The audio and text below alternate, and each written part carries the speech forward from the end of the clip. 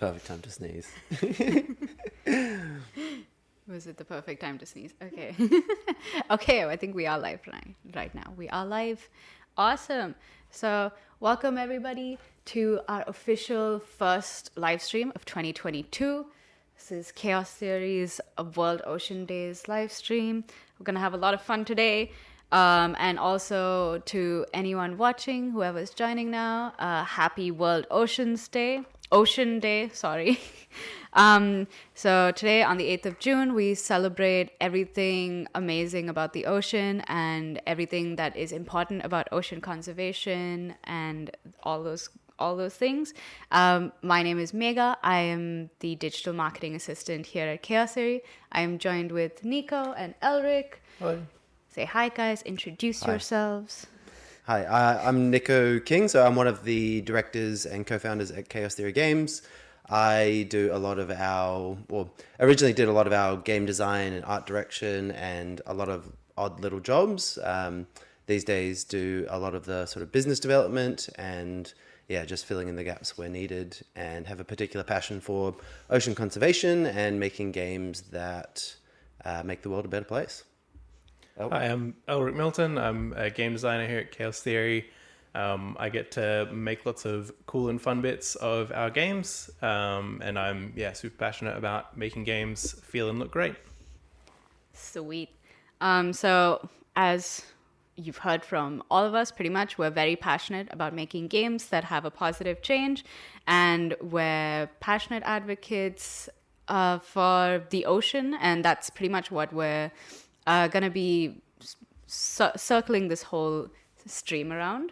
So we're going to play a lot of ocean-themed games tonight. Of course, credit to all the developers of the games that we're playing, who I will mention as and when we get into each game.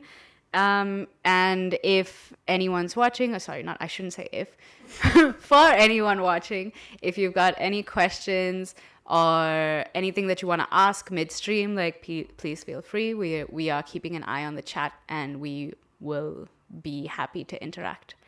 Can't wait to dive right in. Do you want me to boot it up?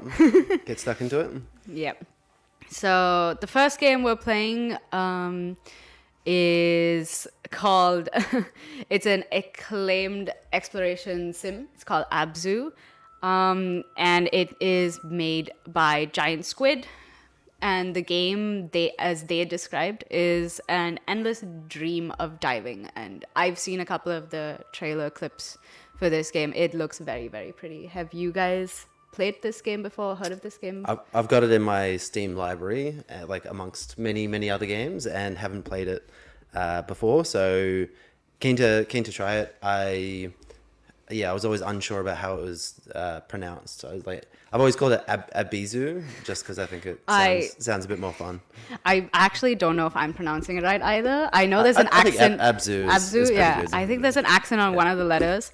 And funnily enough, Abzu is, it means, it's from a really old language. Ab, I think, means water, and Zu means to know. So Abzu means the ocean of wisdom, or getting to know water. That's deep. Yeah, it is. It's a deep game. I get it. Cool. Shall we get started? Oh yeah, and for the viewers, Nico is going to be playing this game because it's single player and because he's in the middle and he's the boss, so he's starting. Cool. We've got inverted look controls. This is going to be fun. That's because that's what it's like in the water in real life, right? Yeah. Cool. So this is the first time that I'm playing this game, but have seen some videos, and it just looks very, very pretty. Yeah. Oh, cool. Whoa. God, this is so easy to make swimming look fun and easy. And not perilous at all. It just looks so pretty. Nice. I've actually seen some tech demos of how they create the fish in this, which is really interesting, because we made a different game that had a lot of fish in it and struggled to have the performance of sort of 30 fish on screen. Yep. And I think there are probably hundreds, definitely hundreds, maybe thousands of fish on screen at the moment. So I guess it's a bit more technical, but they use a vertex shader, so they're not rigged and they're not animated in the way that I would think was a traditional way. So they're using a shader to animate those, which is pretty cool. Nice. Looks beautiful as well. Yeah. They're very reactive, I think, as well. That's super cool. Love even just like the simple trail effects add Yeah. so much to the swimming. Is this like a shark thinking man? It's from the shark civilization. Ooh, we can interact with it. Nice. Nice. Oh, hell yeah. Oh, you're meditating. It's a It seems half like a very meditative game. Yeah. I think one of the main things that I can definitely tell is like there's so many points even as you're playing where I'm just like, oh, like, you could screenshot that. That could be a wallpaper. I mean, pretty much The whole game. The whole game. The whole yeah. game. It's just one big wallpaper. Yeah. I mean, that would be pretty cool to have a live wallpaper Yeah. that's this game. And it's kind of just cruising through it. What do you think makes like games like this so appealing though? Like stuff that's under the water. Because I think like even that's why like I think Subnautica hit it off with a lot of people. It's just like such an appealing underwater game. Definitely. I would say that. Oh hell yeah! So I'm just gonna do some backflips while we talk about this. I'd say it's exploring worlds different from our own. I think that's kind of one of the powers of games and just immersive 3D environments is they're different. There's a bit of mystery about them, and you can explore something that isn't really possible. Like games about sort of space or other worlds or magic or popular, because there's sort of this fantasy of living out this experience in a different place. I think a big part of what makes like underwater games specifically really appealing is just like the sense of a wild, unknown expanse, like endless exploration. Who knows what's down there? Like, Yeah. yeah. I've made a friend. I think that like sense of discovery as well comes through when you're like diving through this giant ocean. Oh yeah. Oh, come back. I think he's gonna. Gonna follow me? Yeah. Hello, friend. Cool. Nice. Oh, inverted controls.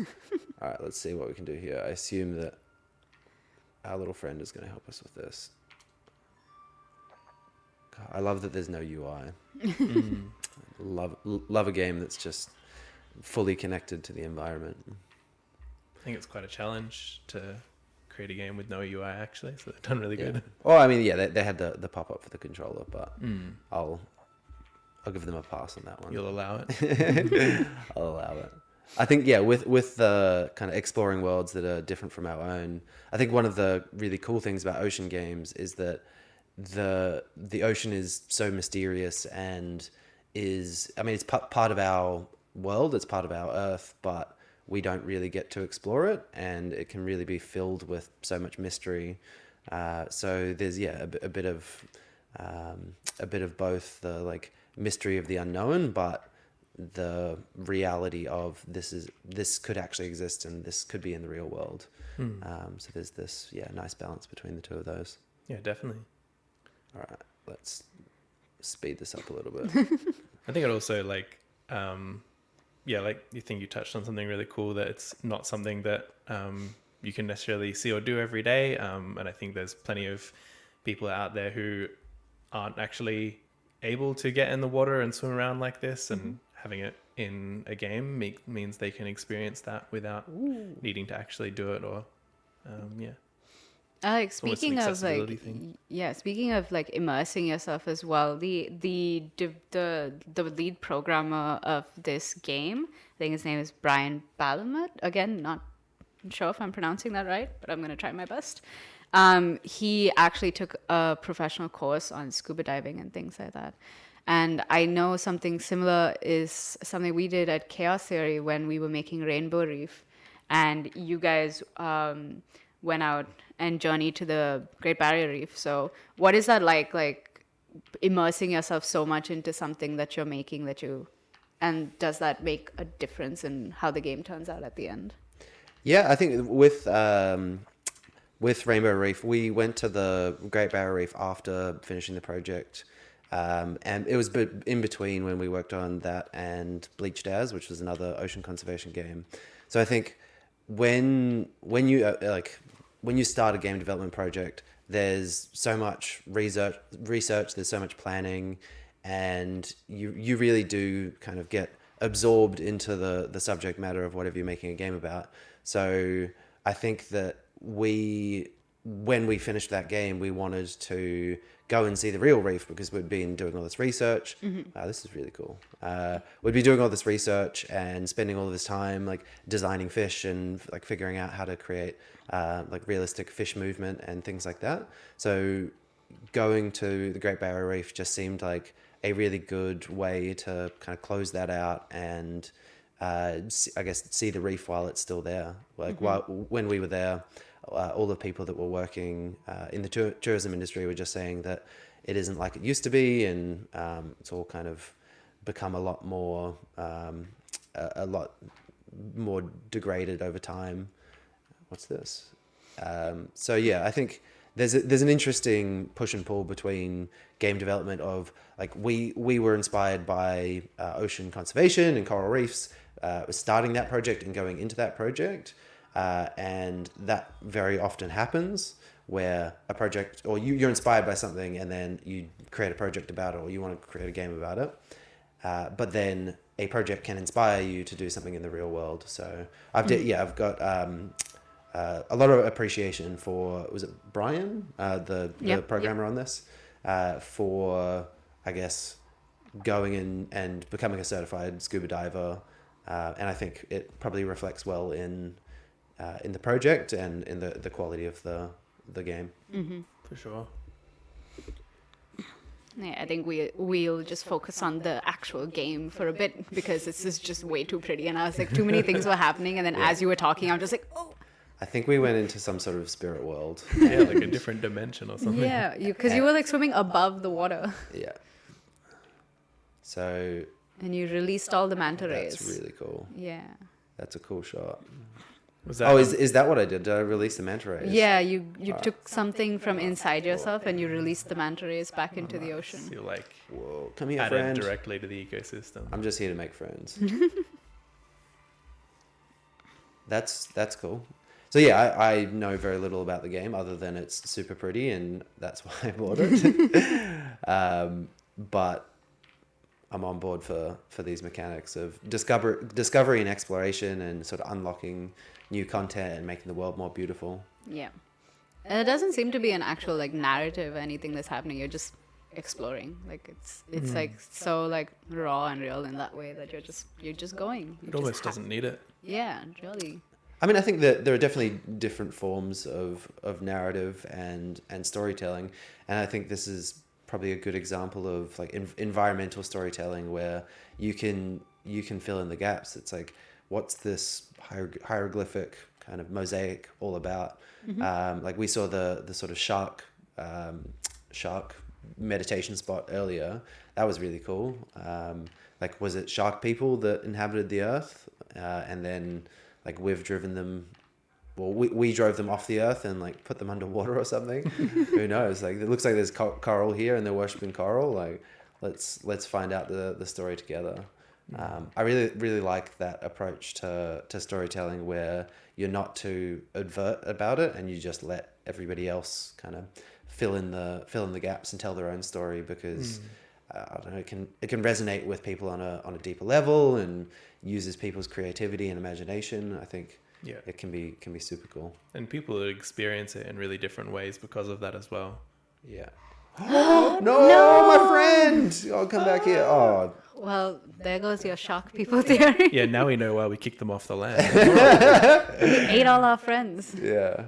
Oh, God. I am really disappointed that our friend got eaten. Oh, no. I hope I'm not next. I hope that wasn't your source of oxygen. Oh, all right. Where'd he go? He just did a chomp and then left. Nah, he's up there somewhere. Wow. Can you like breach the surface? Oh, let's find out. Full steam. Let's go. Oh, Oh, nice. that was Really that was amazing. very anticlimactic. I wanted to see you leap out like a dolphin, do a backflip. All right, how do I dive? Oh, here we go. All right, nice. Oh, that was Yeah, pretty satisfying. I was hoping that I was going to dive. I feel like I've seen a clip of some leaping out of the water, so I was prepared for something epic. And sorely disappointed. Just a little bit. Ooh, You can't be disappointed in a game this pretty, I feel. Yeah, yeah. Do you think this was built by people or sharks? sharks Definitely sharks. or shark people. Both. It was a collaboration, but we didn't pay the sharks, and they got really angry. So they decided to eat all our technology the moment they saw it. That's cool. I like the integration of like, yeah, mysterious technology as well. It's kind of beautiful natural world and showing the place of technology in it as well. Yeah. This is the East Coast current. Yes. Whoa. Oh, That's cool. Speed boost. oh, come here. Oh, well, inverted controls. Oh, here we go. Oh, Oh, yeah. oh, yeah, you Ooh, got that it. was You close. got That's it. awesome. Are they just joining you on your journey now? Yeah, new Just friends. all following you. Yeah. Just getting hyped up each other. All riding the wave. Ooh.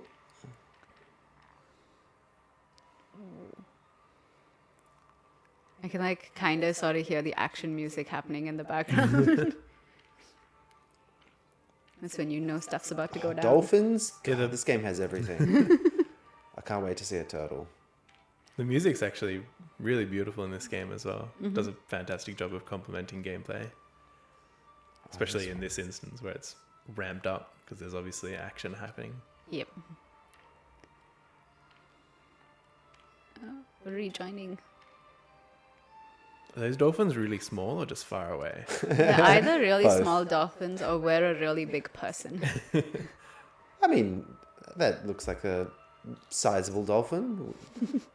They're just, yeah, they're a little bit in the distance. Like you can see, kind of like that.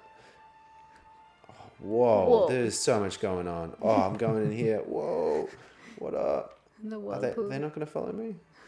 No, they want pink in Ooh. color. Oh, Oh, I'm coming for There's a you. shark. I'm coming for you. Oh. That's why there's no fish in here. Seen a scared them shark. all away.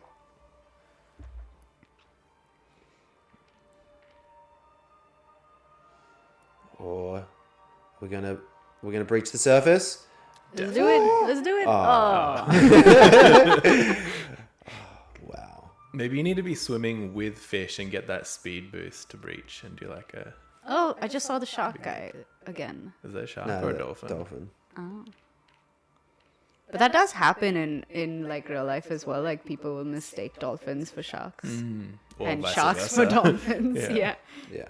You would not want to mistake a shark for a dolphin. Nice.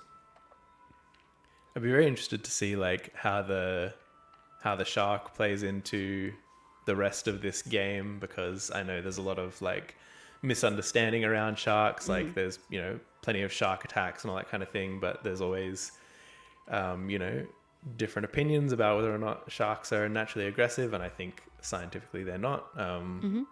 But yeah, it'd be interesting to see if this game deals with that in any way, like tries to unveil that a little bit. For sure. Yeah, I think it's interesting. Just games in general kind of have a bit of a responsibility to be representing things in a certain light, or like we have the power as game developers to put in whatever perspective we think is true and accurate, and yeah, there is a certain responsibility there to represent sharks fairly, and yeah, I imagine with a game that has this much focus on marine biology that they would have done their homework and wanting to do that in a positive light. Yeah. They're going to make sure that we like the shark at the end of this. And the shark likes us. Yeah. Yeah. I can Oh, definitely new see friend. that. Oh, hell yeah. Nice.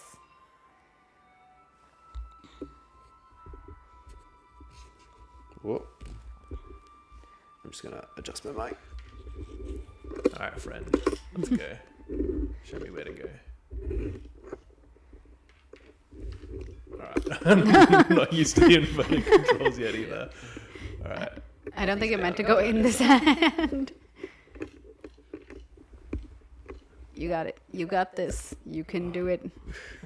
Forward. Yes. All right, here you go. Thank you. Take it from here, thanks. Thank you for filling in. Are we going this way? Yeah. We're going deeper? Either that or through that top bit somehow, maybe. Yeah. Oh, these are little garden eels or something? That's cute. Yeah. Nice. All right. So what does our friend do? It allows us to break the coral things. There was a coral Yeah. thing here. Oh, I think I saw that before. There was something on the ground where I think you needed the friend buddy to get you through. And it's like, oh yeah, this thing also. This is. Maybe. You have to do it from little, above. Little sonar or something. That's cute. All right. So it was back next to the shark statue. All right. And like in down there. That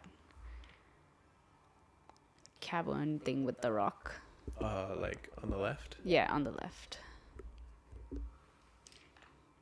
Sorry. Over here? Yeah. I think so, yeah. Yep. Yep, there we go. Oh, nice. I'm glad that you're paying attention. It was an effective use of the archway. Good level design. I mean, I think that this game in general has done a really good job of kind of guiding the eye and having a good focal point. And the shark is like drawing your attention and getting you to sort of pay attention to different elements. Yeah. Just like everything is happening all at once, and you're just like, oh, gotta pay attention to everything, otherwise I'll miss it. Yeah. And you want to as well. It's not like information overload. You want to pay attention and not miss anything. I mean, I think one thing that's really, I guess, impressive is the wow moments where you kind of come out of one of those little narrow passages and there's just so much in front Like of a big you, reveal. and you're just thinking like, there is so much around me. Like I can't believe this. Like I don't know what to look at. And I think that's probably directly inspired from Brian's scuba diving, because I've heard multiple accounts of scuba diving, and like, yeah, this big school of fish comes and it's just overwhelming and huge and all around you. Oh, did we get an achievement? Oh, nice. Jetstream. Nice. Whoa. And we got joined by The orcas. EAC. Whoa. Are those hammerheads? Yeah. Yes. Yeah, they are. Yeah, they are. Oh. Wait, Hell yeah. Really? Hammerheads Yeah. are cool. Oh, yeah. And And orcas. swordfish. So yeah, I didn't even see the orcas. Wasn't paying attention. But the hammerheads, we got shark friends. That's awesome. We can make amends. Friendly shark friends. Yeah. Oh, is it gonna happen this time? Is it gonna happen? Absolutely. It's gotta. Hey, Whoa. that's what we're looking for. That was satisfying. That was super satisfying. Oh no. Oh. Oh no! All right, maybe we get to bring it back to life. I think This we is do. where Yeah. the shark comes in. The shark's gonna help you depollute this place. Yeah. Maybe the shark's sad because he doesn't have any other great whites. So that's one of the things we got to do is we got to get all the other great whites back in the ocean. That would be I cool. like that. Yeah. I mean, we could be rebuilding the ecosystem potentially. Did the little friend dive out of the water with you? I didn't see him. No, I don't think I saw him either. He's not equipped for Came through a little leaping. hole. All right, we're going back into the spirit world. Let's go. Let's do this. What happens if you swim down now? Do you go back into the real world? I can try. Yeah, that's another really good like reveal moment. So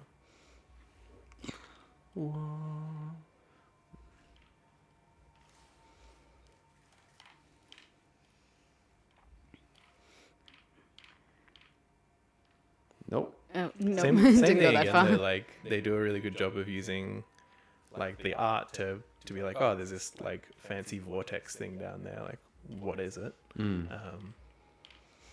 Yeah, leaving lots of room for the imagination. Environmental storytelling. Nice. All right. Shall we end it here and move on to the next game? Yeah, I think we can. Or do you want to do the big reveal and then move on to the next game? Let's see what's on the other side of this. Yeah. That's a good idea. Let's see who we're saving now.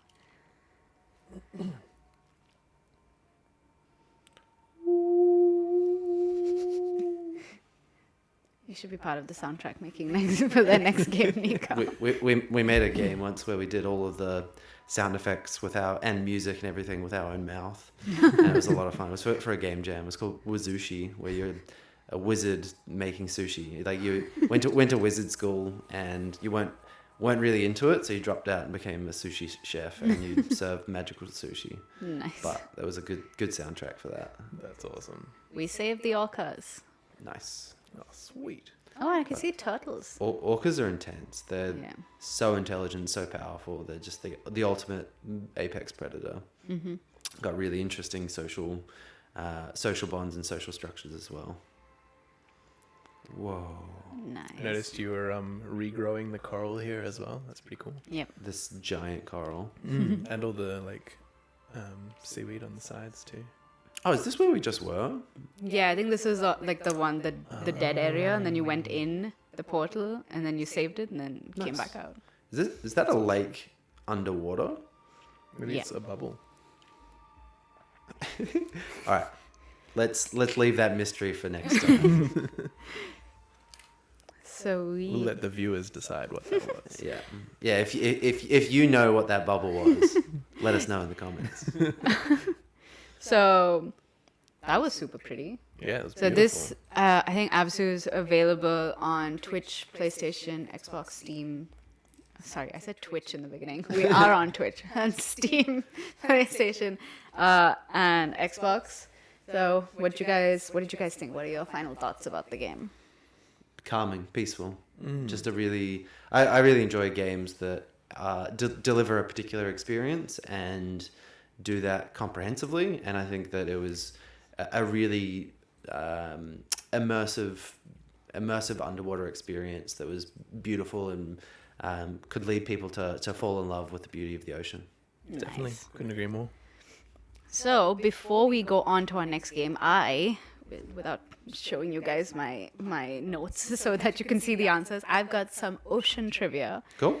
that we're gonna go through while we get the next game set up. So it's not really a competition, but you can make it one It's definitely a competition. if you I'm want. going to do fantastically. All right, so we'll start off easy. It's also not like I'll give you clues if you can't really get it, but they're not options. So you're just gonna have to know this off the top of your head. That's the whole point of this, that you just need to know the ocean. Cool. So first question: how much of the Earth's surface is covered in ocean? It's a percentage answer. So if you get close to the percentage, I'll give it to you. 100%. I'd say 70%. Okay, yeah. It couldn't be covered in 100% water because then we'd just be I water. mean, if you use your imagination. Didn't you realize that? Are we not swimming right now? But yeah, it's 71% of the Earth's surface is covered in water. So close. So close, yeah. I'm disappointed in myself. Oh no. All right, and in that 71%, how much of all life on Earth is aquatic, do you think? By like mass, like Yeah, this is also also percentage. this is also a percentage. here. percentage. I feel like it's got to be a lot. Like, most of it. 92%. All right. I'm going to say 100%. 71%. You're going to say 71%. Yeah. All right, Nico wins again. So, according to the USA Science and Engineering Festival, the ocean is home to nearly 95% of all life. Wow.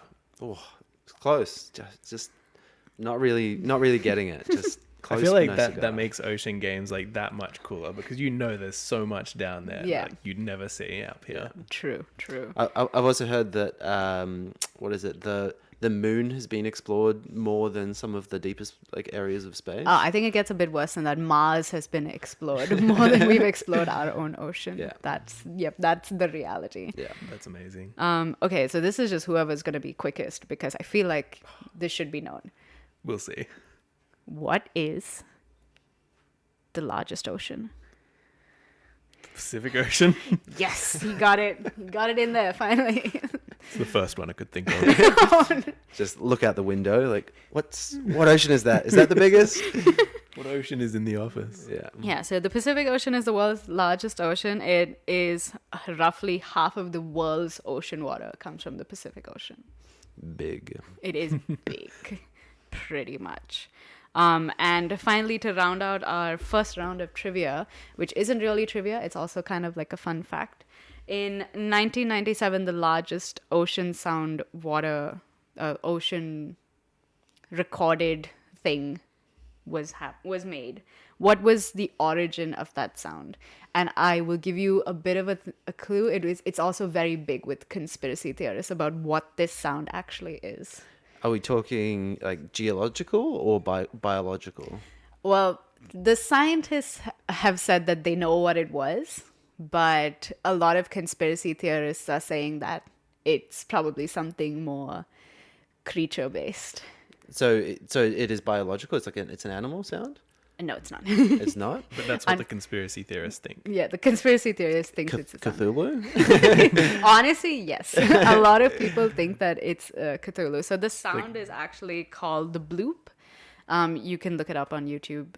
It's a very creepy sounding sound, especially if you listen to it as like speeded up. Would it be some sort of like natural gas like expanding or exploding or some sort of like? I guess you could say it's kind of close to that.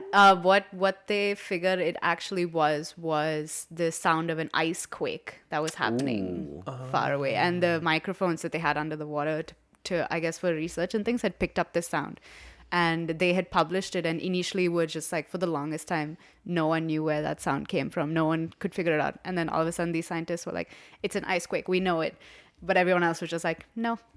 It's Cthulhu. It's Cthulhu. I mean, it's still it's not set, right? Like Yeah. it still could be Cthulhu. Honestly, we'll never know. It was in 1997. Who knows what was messing around with the equipment at the time? Could be the Loch Ness monster, like leaped out of its lake and into the ocean. Who knows? Yeah, pretty much. All right, and in saying that final bloop, I am going to be playing the next game, which is Samudra. So it's an underwater game packed with a lot of dark mysteries, and I'm hoping not, but I think it has a couple of jump scares, and I get very jump scared. Well, let's hope we'll get through this as quickly and easily as possible, and I don't scream into the mic and scare our listeners and viewers. So Samudra was made by Kalkayalan Arts. Nailed it. Nailed it. It's a tongue twister, you guys. Your name is a tongue twister, but I got there eventually. And it's like it's an indie game. It's a puzzle game. So yeah, let's get into it, shall we? For sure. All right. I think we're good to go. And I'll go. Should I? Oh. Well, let's just Big decisions to be made. Big decisions to make. It's just like, should I continue from? I mean, do you want to start again, or do you want to continue from what you're up to? I feel like potentially start. Yeah, let's start again. Let's do that. Cool. So what do you know about this game? I know that it's like a hand-drawn art style kind of thing. It's a puzzle game. It's very pretty. I think all of the games we've picked today are very, very pretty games. So, and this one's also more mysterious than I think Abzu is, because it's got like I mentioned, it's got like a dark kind of theme to it, like a darker theme than Abzu did, because it's all about like ocean pollution and how that's really affected this world. And Yeah, I've seen some screenshots and some videos of it, but again, haven't played it myself. Yep. And I think, as evident by the plastic bags and bottles on Yeah. screen at the moment, probably has a stronger message than Absu on the impact that we're having on our climate. Yep, for sure. Like you don't even need to play. I mean, obviously everyone should play through the whole game, but honestly, even with just this opening screen, you're just terrified. Yeah. You're just like, that is the reality for a lot of ocean life. Yeah. I think it's interesting how they've made the plastic bags. Some of them look like jellyfish, like this one floating in front right there. And some of the like tangles of plastic bags looks like seahorses as well. Oh yeah. Yeah, I think that's a real thing that happens where you get these like big like tentacles of plastic that wash up on beaches that are just kind of terrifying and scary and Yeah. hard to remove, and like they weigh like 4 tons, so Oh, you yeah. can't, you have to like dig them out and then chop them up into smaller pieces. But yeah, a bit depressing. Yeah. Some bamboo in there. I think that's meant to be wire. Is it like oil rig wires that run under Oh, the like ocean? tubing or something. Or Oh, in, what was that? it's Who's Cthulhu, the bloop. Definitely. I've actually heard a lot of similar things that were recorded under the ocean after I watched the initial bloop video, and it's just a rabbit hole that you go down. Did you find that mermaid people documentary? Oh that yeah, they yep. made? It was very clearly very badly CGI'd, but I watched it nonetheless to be like, did they catch a mermaid? just had to check. Yeah. Yeah, for sure. Oh, and then we have our callback to the pandemic, the floating mask, When was this game made? 2020. I think It it came out 2020. Yeah, I think it came out 2021. 2021. Yeah, sorry, I stand corrected. 2021. So topical. Oh, can I has? Can I? Oh, I can has. Yes. Take it. Oh, Oh, oh no. nah. Oh no. Classic. No. Oh, Bloop. Oh, was Bloop, I just bloop. eaten? you were very quickly eaten. Oh, Oh, he you spat me out too. He didn't- didn't like me. Okay. Didn't like the taste of human. I get that. I wouldn't like the taste of human either. A drop in the ocean. Oh wow. Prologues and everything. I think it's interesting that this game, I guess, has a similar interaction as Absu, where like walk up to objects and tap on them. Oh. It's very exploration focused. Yeah. Okay, puzzle. Right. I think like the first thing that stands out to me is like where we've been in the ocean for like a long time already in the first couple of minutes of this game, and we've seen like one living creature. Everything else is plastic and trash. And it tried to eat us. Like very stark contrast. It's a lot more realistic than Absu. Yep. Well, not really, at least not yet, but potentially portraying a future where that could be the case, and I'm sure in certain parts of the ocean is the case. It's definitely intended as like an eye opener. Yeah. Yeah. For sure. Just like look at it. Like you can't really tell. I'm not sure if you guys at home can see it because lighting and stuff might be. But on this screen, you can clearly see in the background all the junk that's there. Like you can see a fridge. I can see a car. It's like a pet cage, Yeah. an old computer screen. It's just the realities of humanity that's sunk to the bottom of the ocean. It's quite like a bleak, depressing start to the game. I think there's dear Lord. yeah. Oh no. Wait, no, hold on. I'm not ready. Oh boy. You're being Uh-oh. squished. I got squished. How do you what was I meant to do? Where was I meant to go? Okay. Run the other way. Run the other way. Okay, I'm Is that running. like a dodge maybe? Okay, nope. I ran. What? Okay, so you don't want to be there because you'll fall down. All right, run at it. Take it on. Head on. This is Let's climate do this. change. Climate change is coming right at you. This is Sparta. Oh, Okay. no. All right. Oh, I think I'm meant to make it into the little cave that's there. Okay. That's obviously not how you approach climate change. Yeah, I don't think we can. You've This got to is be smart about it. Yeah, go. Oh, nice. Oh, nice. I like Okay. So you just got to step aside, let climate change blow by, but not really. that. That is You'll be fine. that is not how it should actually happen. That's not climate change. Yeah. But I think the comparison of Absu kind of showing you the beauty of the ocean and like causing people to like fall in love with it and simulating it in that way. And then this game portraying it in a very, I don't know, potentially even post-apocalyptic portrayal of this is what our oceans could look like. Yeah, just a very nice contrast between the two and different game experiences. I guess approaching similar concepts in very, very different ways.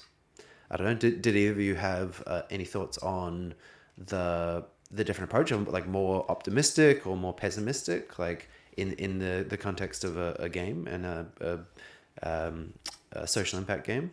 I think like having exposure to both is a good thing. Yeah, I don't think there's definitely no like one is going to be better than the other or whatever. But yeah, they're both like one is to show you like this is how great it is and kind of emphasize that and yeah, create a sense of appreciation. And then the other is to yeah, I guess just a cautionary tale. Yep. Yeah. I think like also it depends like what is the kind of story that you're trying to tell? What is the kind of experience that you want your players to have?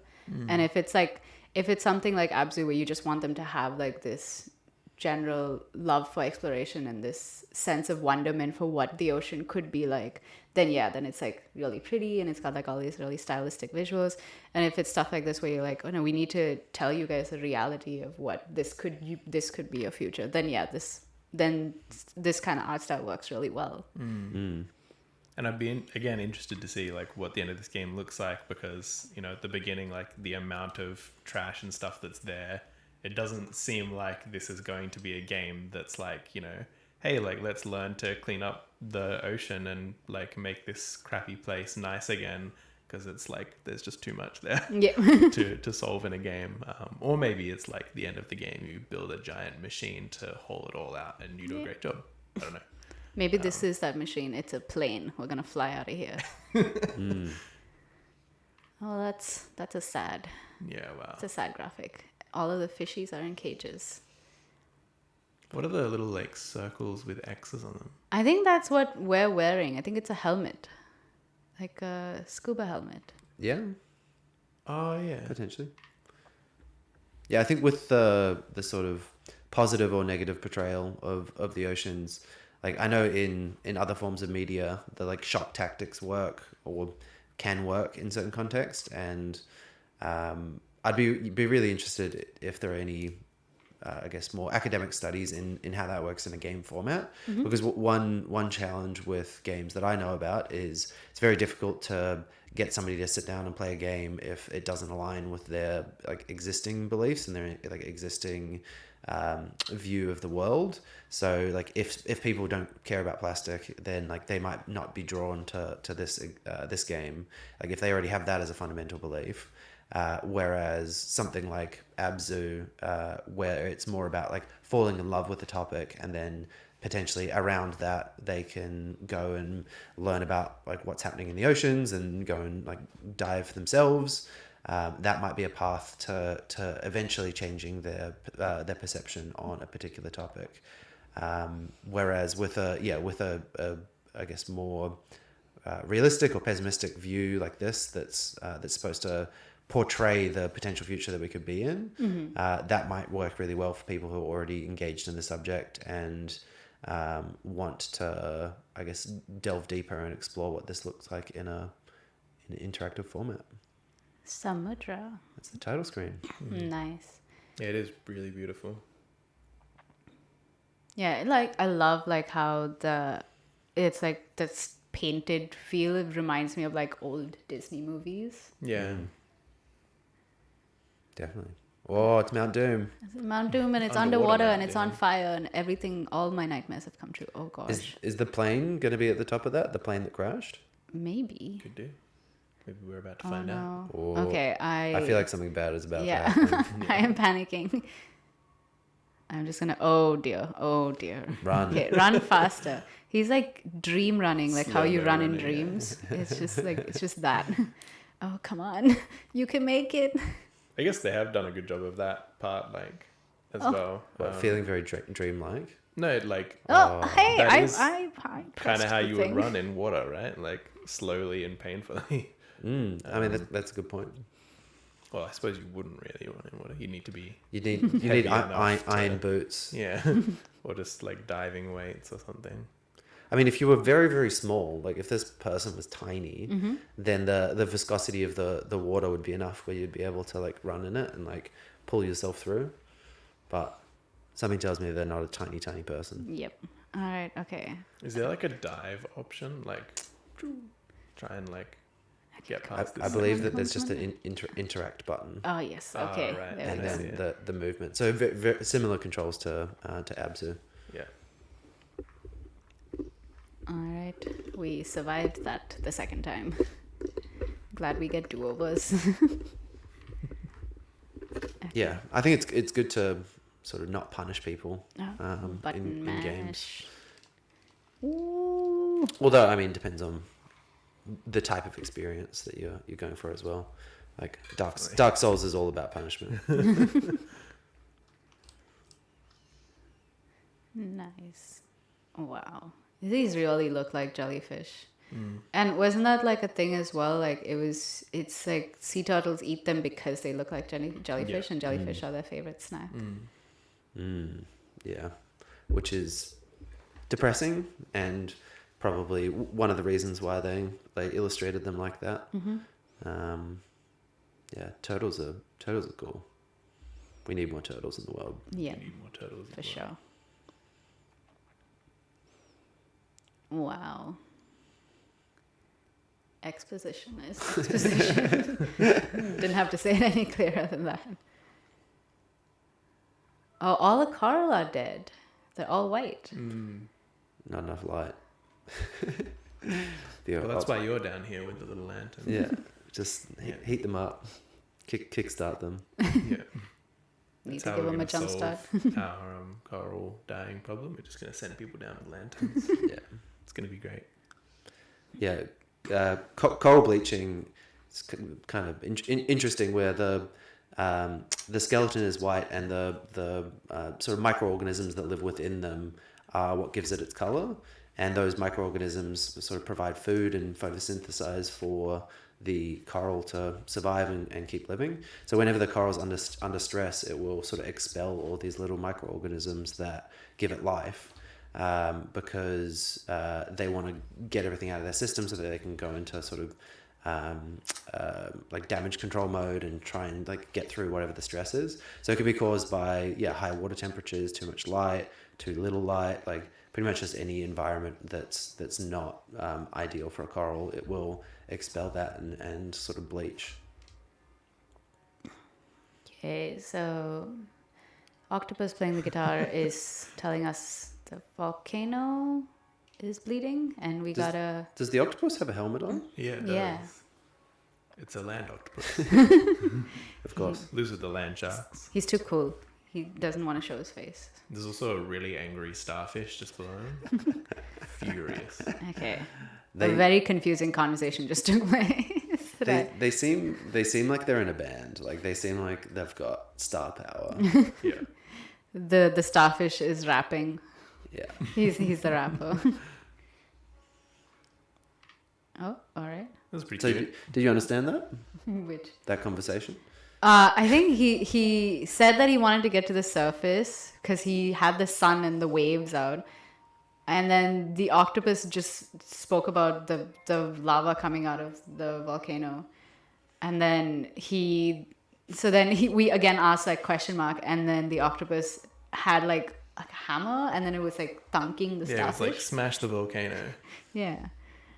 So I have no idea. Like, yeah, a very confusing conversation just occurred. Again, I mean, open to interpretation, right? Like, Yeah. I think it works. Again, I think very very interesting parallels between Abzu and this game, where you can fill in the gaps and use your imagination. Yeah. Is that starfish again? I mean, actually, thinking about it now, if both of these games are using this environmental storytelling method, then like they're kind of already localized and with such simple controls, like very accessible to a wide audience. So was that a jump scare? There's sudden like quick time actions, and my hand-eye coordination is pitiful. I really like that moment just there where you're climbing these like discarded fishing nets. It's like a like yes, you're using it as like a useful tool to get around, but it's kind of like shoving it in your face even more so. They really want you to see that like this trash is everywhere. It's so everywhere that you're climbing on it. Yep. So that was pretty cool. It's a good level design kind of approach of like, what do I have? What tools are available to me?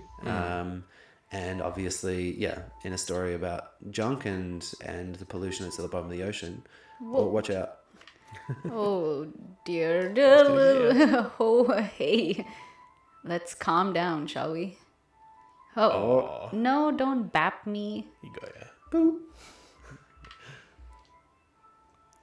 I am horrible Like at heaps video of- games, clearly. Heaps of shattered coral all over the ground as well. Oh, yeah. Too many kids wandering around with lanterns, stomping all over. Too many tourists. Yeah. Even the fish has a mask on it.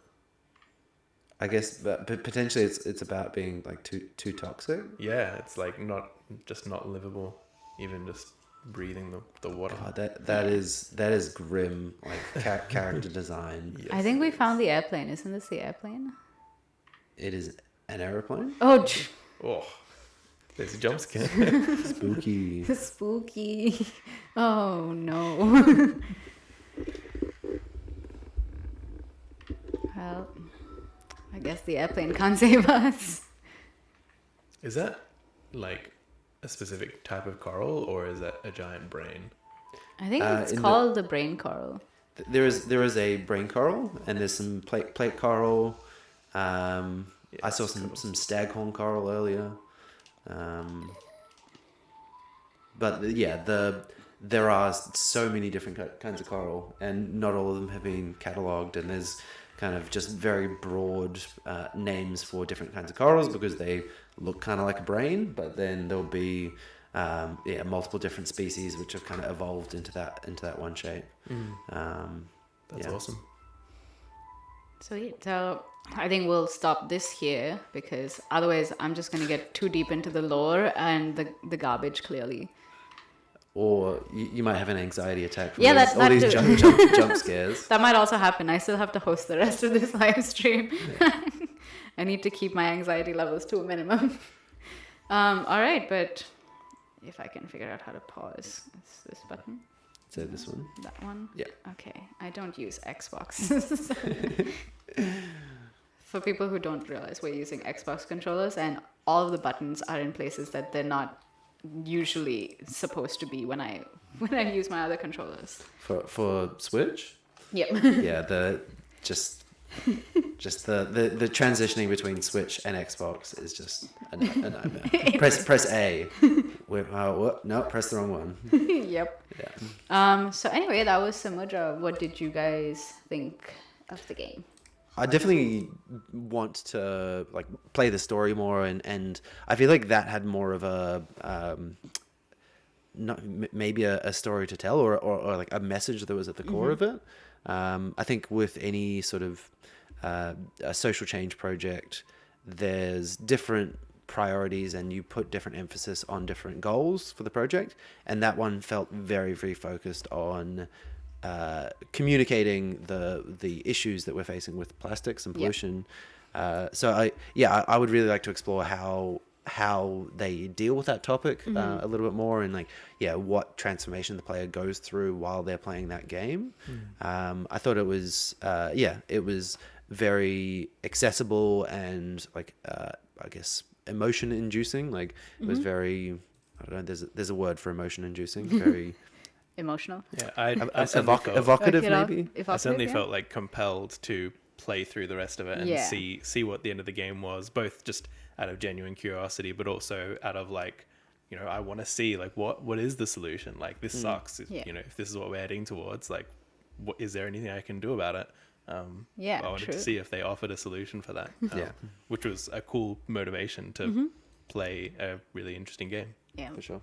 So for our people at home, this is available on the Switch, PlayStation 4, and Windows on Steam, as always. And I believe it won some awards last year. It did win some awards last year. I think it was the Games for Change, Games for potentially Change, yeah. Asia Pacific.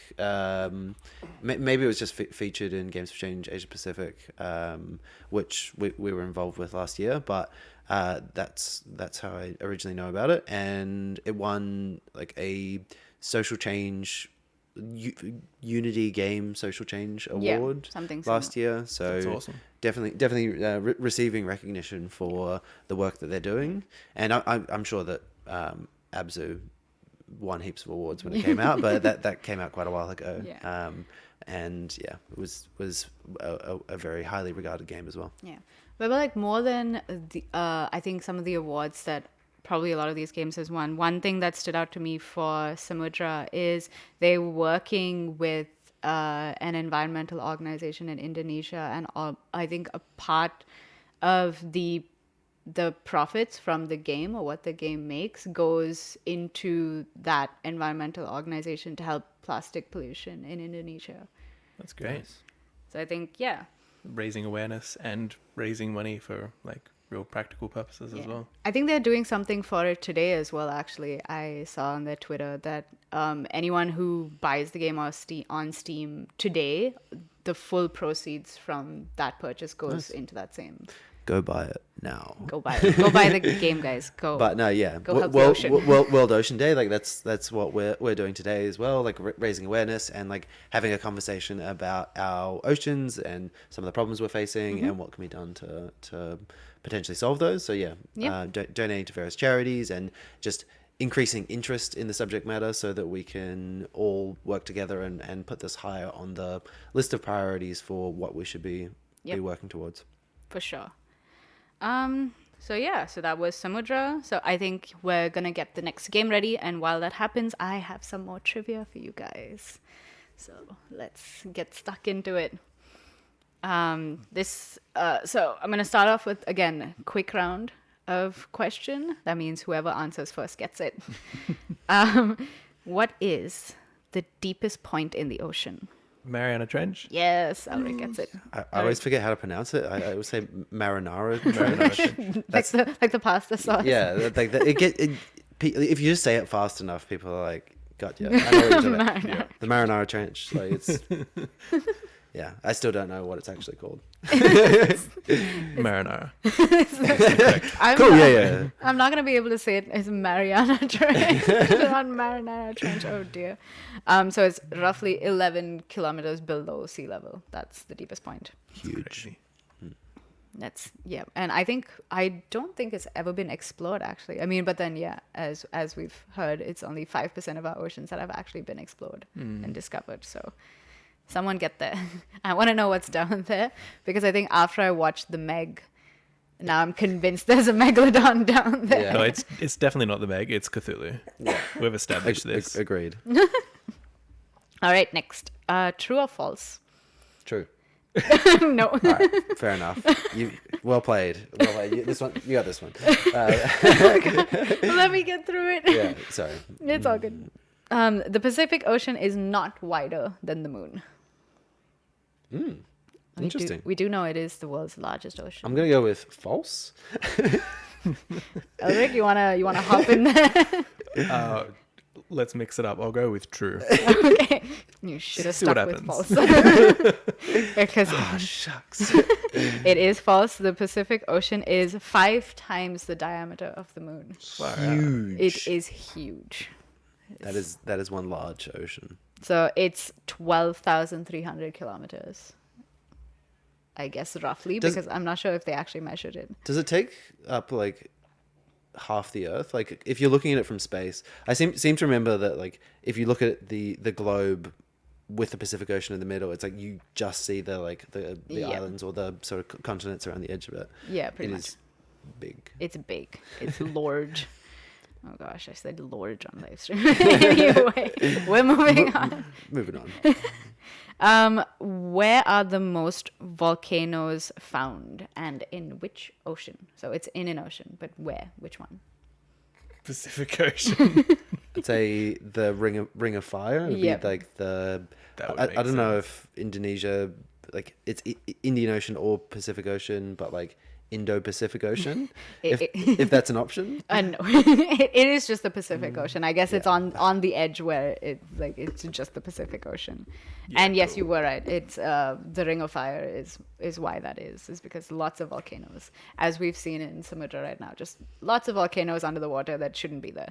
But anyway, and then finally, just for a little fun fact again, like I rounded out last time's fun fact with the bloop. What is, according to the National Ocean Service, a surprising thing that is found a lot of dispersed through the ocean? A surprising thing. It's a thing. A surprising thing.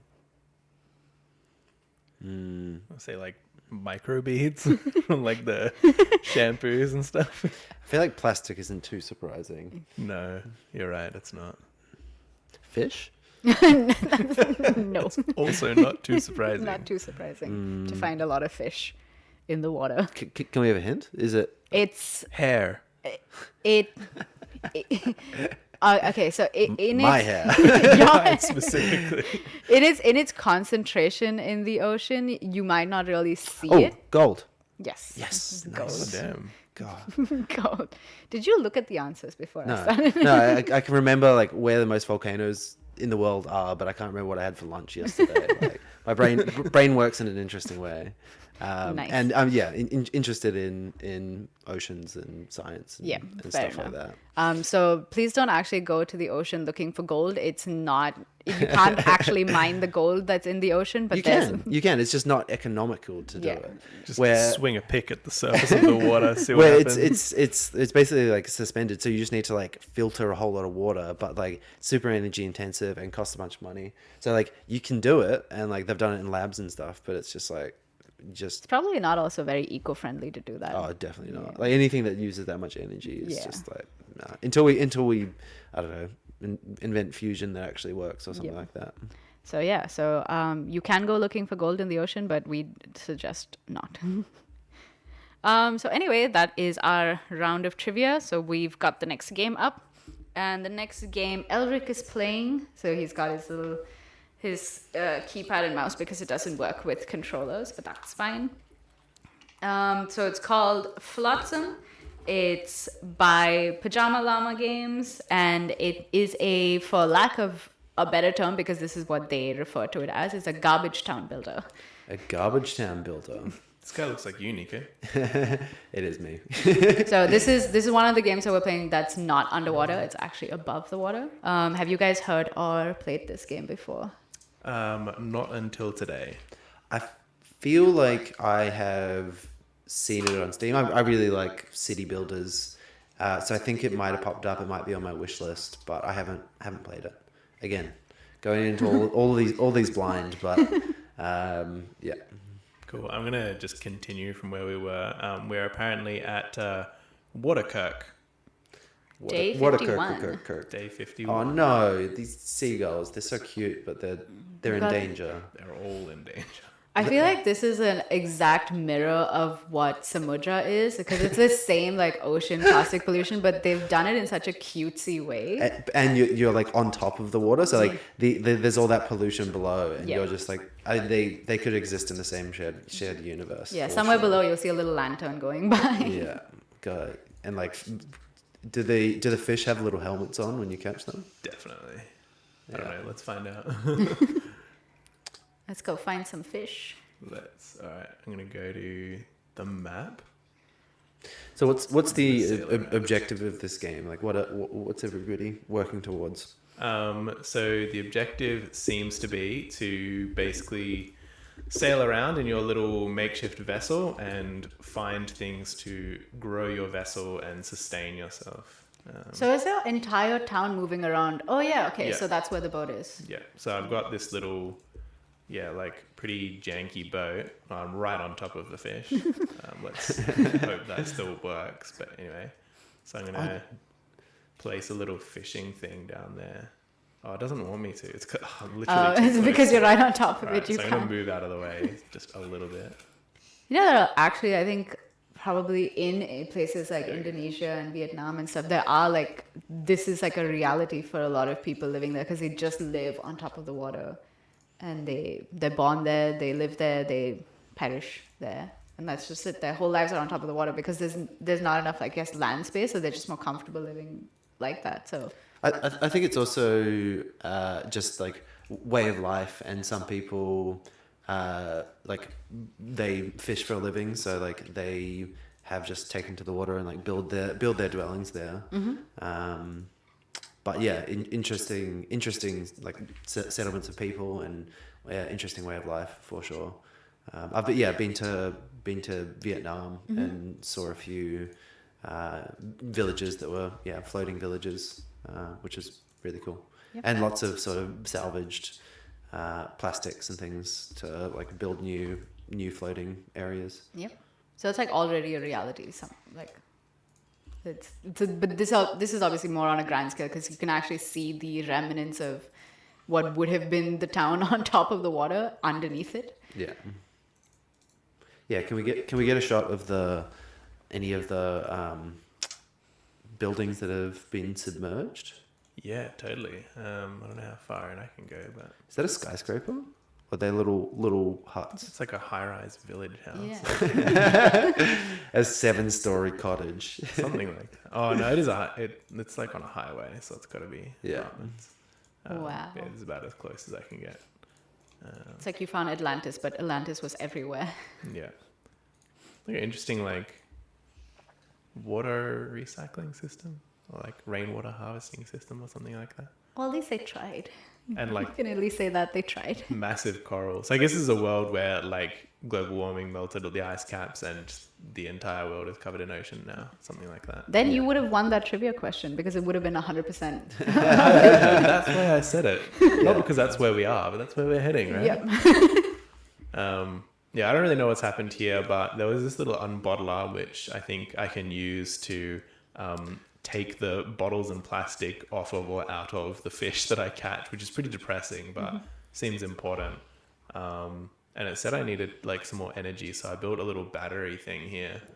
But now I've got this like random hook, which I'm not really sure. I think you meant to. there, Oh, hook there it we up. go.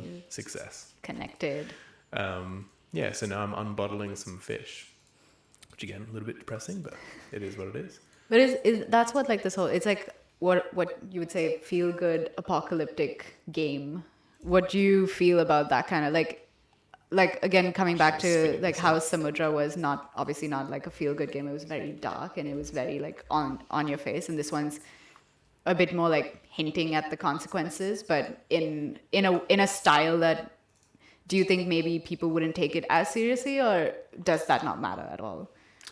I think it would probably depend a lot on the game, and personally, I would like to play a feel-good game about the apocalypse because my preferences. Yeah. But I feel like everybody, or most people, are probably similar, where like things that are uncomfortable and people don't want to do them. But I haven't seen any particular research on the like impact or efficacy of like negative sentiment games versus positive sentiment games on actually changing behavior. So would be really interested to see that. And I suspect it will impact different people in different ways. Yeah. Like definitely one thing with games and games for social change is that there is no like single audience or single player. Like everybody's different, everybody's unique, and you really need to, if you're making a game for change, then you really need to understand who is your audience and what context is the game going to be played in,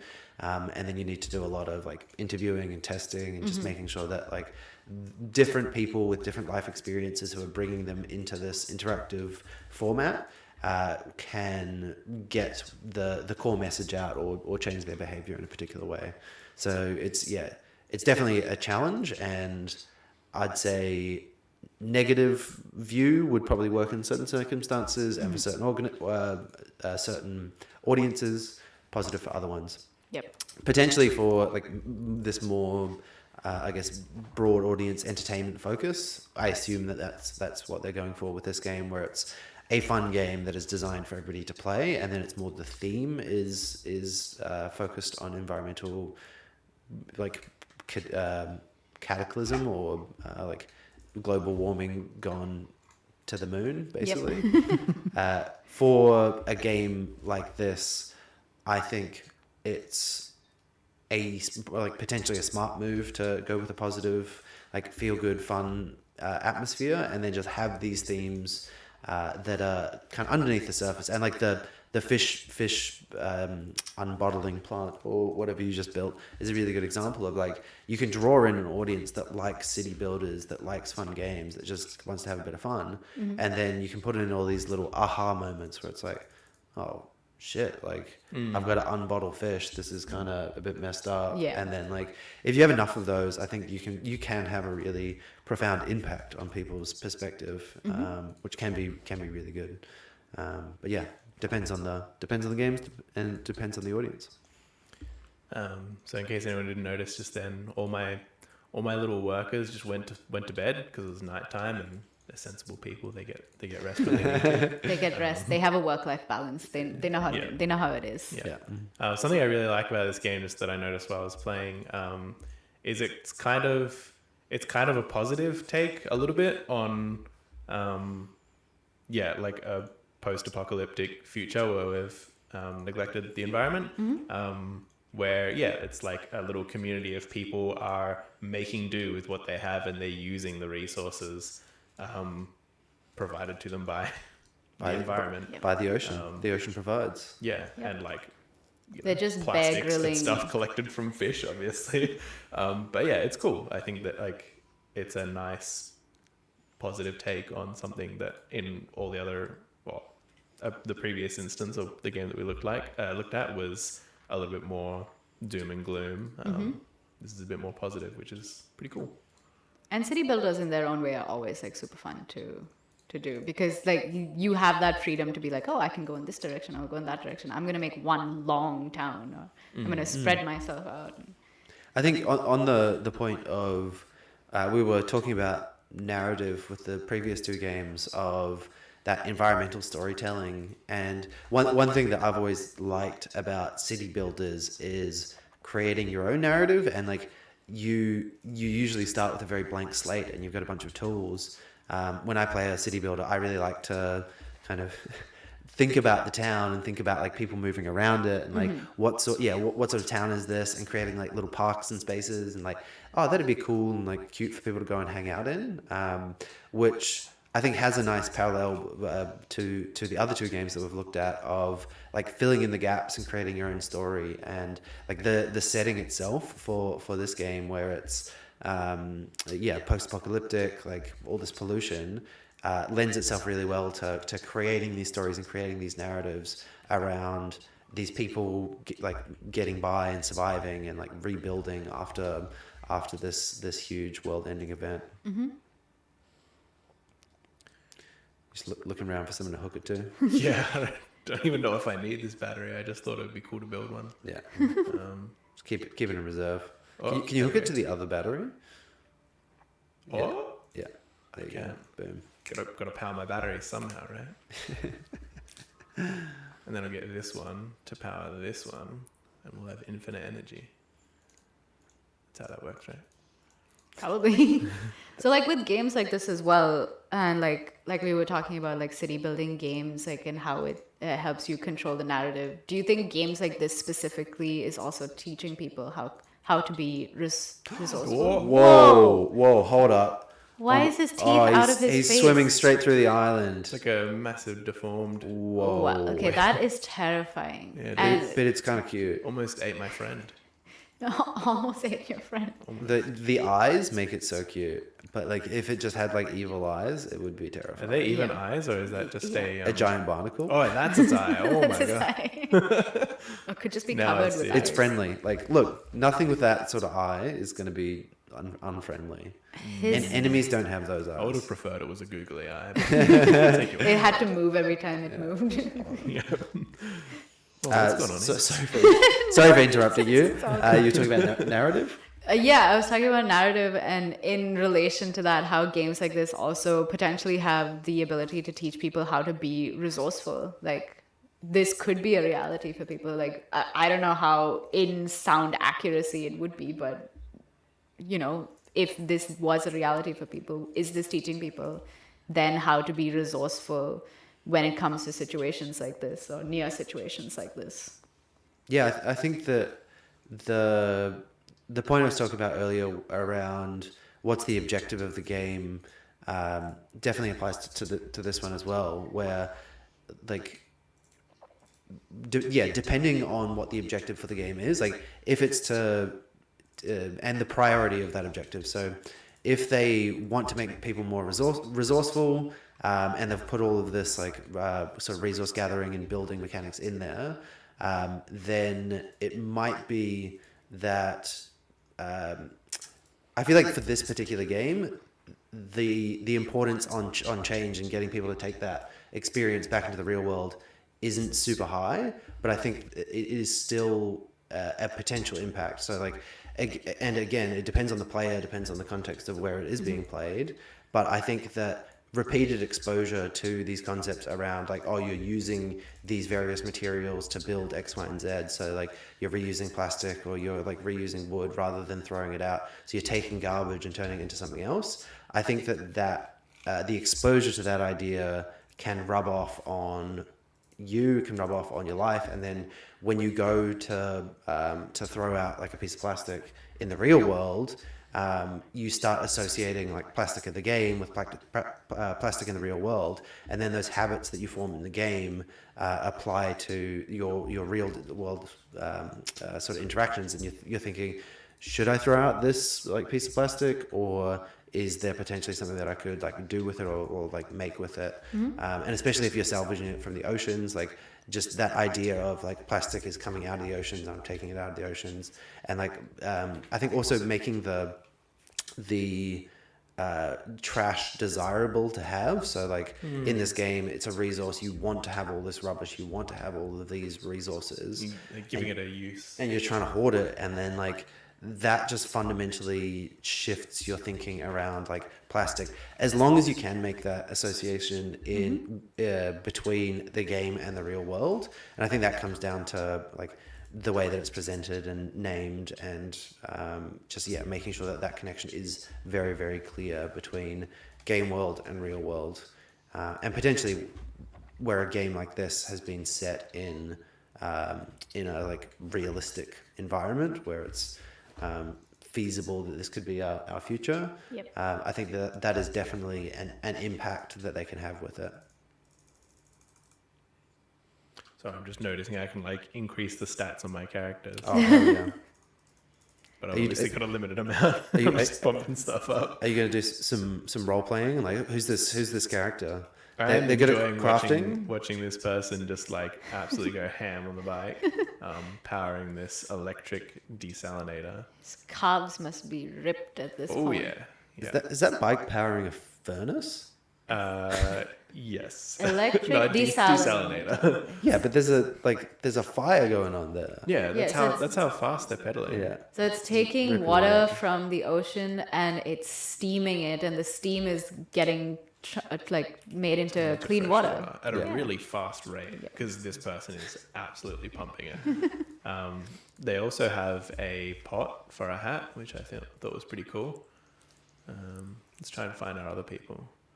What's this person doing? This person's Oh, that's also another working a desalinator. desalinator, a different Everyone one. just needs the clean water. Everyone just wants clean water. Does that one get run on wood and the other one's run on like electricity or something? It kind of looks like it, doesn't it? Yeah.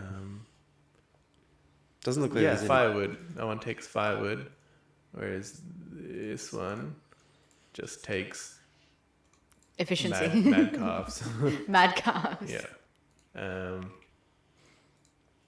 And then this person is like making the boat run or something. Maybe that's the idling. Probably do something like that. Anyway, I found this, this, what was it? A Remnants of a town. intact bookshop. Bookshop. Whoa. Which, I tried to That's a whale. salvage, but no one God, sells this it. whale loves swimming through islands. Yeah. He's just like, you guys had your moment. It's my time now. Yeah. This is all water. But yeah, I'm loving how like these, like I'm assuming these are like procedural landscapes or something, but they kind of blend in with the the rest of the landscape really nicely. Like, you know, the roads come like in and out of the water and go into the rest of the environment.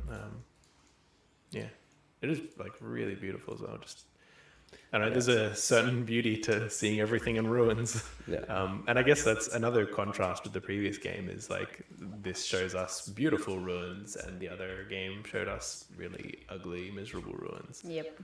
And I think, yeah, again, who's the audience that it's going to be speaking to, and yeah, going for that like mass market, more visually appealing look to a game, potentially just appeals to different people. And I think there's probably no right or wrong approach with any of these. It's just really like we need to be making like games, we need to be making film, we need to be writing articles, we need to just be making a lot of content about the problems that we're facing in the world and potential solutions. So if we've got some that are a bit more gloomy and have a stronger message to them, we'll get some that are like beautiful and inspiring, other ones that are like fun and quirky. I think that's just creating more opportunities for people to discover these games and these concepts and ask themselves questions about like,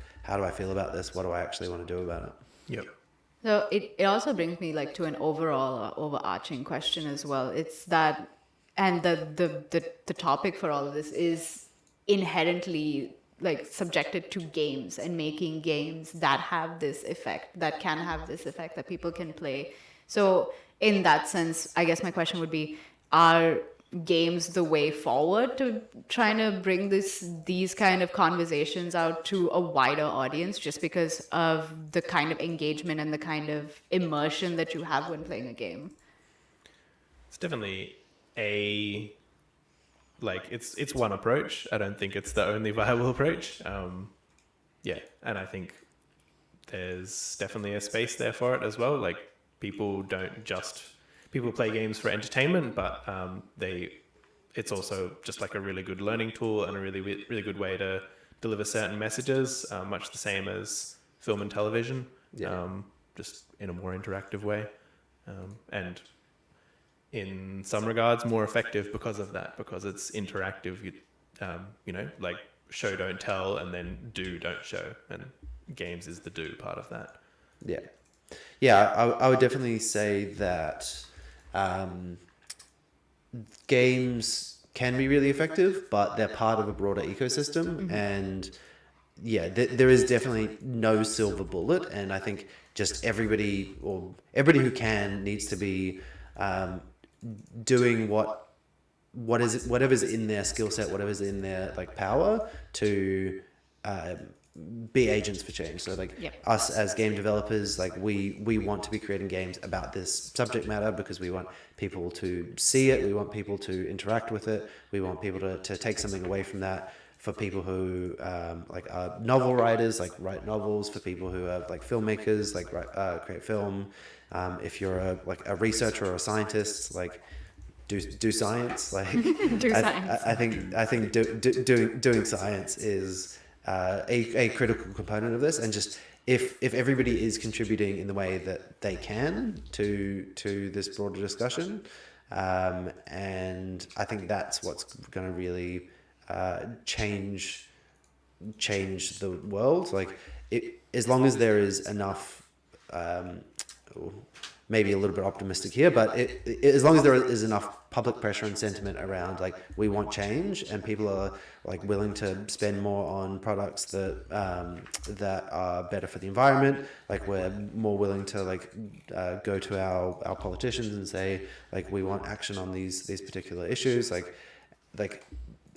that's why I think that where I think games and other media play a really important role is in having a discussion about it, changing the thought process, like making people better informed so that they can engage with each other like on a deeper level around these issues. And like that's how change really happens. It's like by the spread of ideas within society. So if we can change the entire world's perception around an issue, then there will be a greater tendency towards action. Nice. I think Well that said. that sums it all up really, really well. So just change everybody's mind in the Just entire change world. everyone's I mean, yeah, as I said, a little bit optimistic. Like that's the objective, but the actual way to do that, and like where I think games fit in is games are a particular way that we can target a particular audience, and like it's not going to be enough on its own. So like like movies, TV, like articles, books, like just create what you can. Create what you can and change the world. Do it for the kids. Just do it. Yeah. And also, Elric, I think, and I just noticed there's a top bar for your engine thing, and I think you ran out. That's why you couldn't move. Probably because I told my people to stop generating power. I wanted them to like inspect that intact bookshop, but they just weren't doing it. So I was just telling them to stop doing stuff. That was probably my fault. Whoops. It's all All good. good. Where was it? Was it desalinator? No. Or was it this thing? It's run out of power. There's no power linked to the town heart. I like that name, town heart. Town Heart. But Reminds me a little bit of Frostpunk with the generator. Either you played it? no, I'm I've seeing seen it. I've seen I'm seeing some blank stares. And I was like, all right. So expecting more of a result from that. I've seen bits and pieces of that. It's like, yeah, they've got like a steam generator at the center, and it's like a radial city builder. It's a really good game. It's about a post-apocalyptic world, but it's snowball Earth, so everything's frozen rather than everything's flooded, and it is deals with very, I guess, serious or complex subjects like, I don't know, fascism or just like, do you cannibalize your dead in order to like feed Wow. those that are living? And it gives you a very strong emotional response, or puts you in a position where you're just really like choosing between two decisions that suck, and you're like, what would I do in this situation? I would I would go to cannibalism because I want somebody to survive. Like not saying I didn't make that decision, that wasn't me. Clip that. Somebody clip that. I would go to cannibalism. But yeah, it is just a very interesting tool for exploring our own decision making process. And it's similar to this War of Mine. Both of those games can very highly recommend. But playing those games, you make these decisions that you really feel shit about, and I don't know, it gives you a greater understanding or perspective of like other people have been put in this situation before, and I don't know, helps build empathy with others. Nice. All right. Well, I think, Elric, are you happy with where we are at this? Yep. How are you happy with where your town is? But it's cool. Things are moving along. We've got some electricity running to our town heart, and we're generating fuel now, so we're all good. Awesome. All right. Well, that is Flotsam. This is available on Steam, Cartridge, GOG, itch.io, and the Humble Store. And yeah, what did you guys think of it? After all that, Elric, what did you think? Because I think you were focusing properly. Yeah, no, I was super into it. I really enjoy it. I think seeing it from the start would have made for a more well-rounded experience. But I really like it. Really like the concept. City builders are awesome, and city builders on water, even more awesome. Really appreciate all the conservation messages involved in that as well. Like even just things as simple as like, let's take the plastic off the fish, and then let's use the plastic as well. Like what you're saying around, taking something that sucks and finding a good use for it rather than just putting it into the ocean. I think they've used the same message multiple ways to great effect. Yeah, really cool.